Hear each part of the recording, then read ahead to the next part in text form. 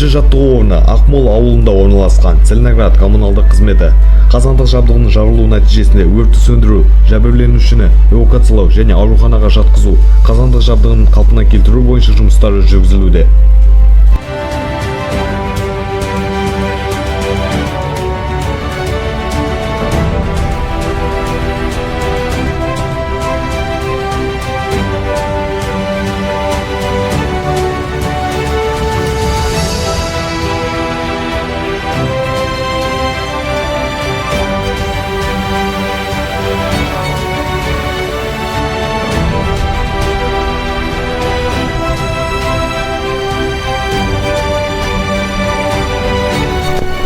Екінші оқу-жаттығу Ақмол ауылының маңындағы Қорғалжын-Астана автожолында ауа райының нашарлауына байланысты жол-көлік кептелісі орын алуда және де автомобильдердің жүргізушілердің көлігін басқара алмауына байланысты медициналық қызметкерлері және жергілікті атқарушы органдары жұмыс жасауда.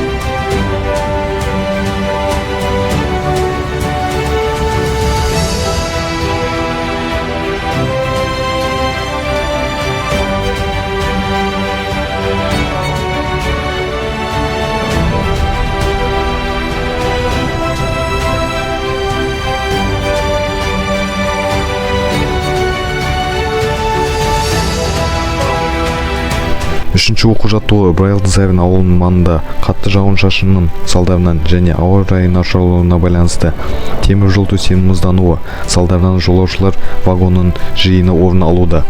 Келіп түскен ақпаратқа сәйкес зардап шеккендерді эвакуациялау үшін көлік қызметкері және азық-түлікпен қамтамасыз ету үшін сауда қызметкерлері жіберіліп, және төтенше жағдайлар бөлімі қызметкерлері зардап шеккендерді жылу пунктіне жеткізіліп, көмек көрсетілуде.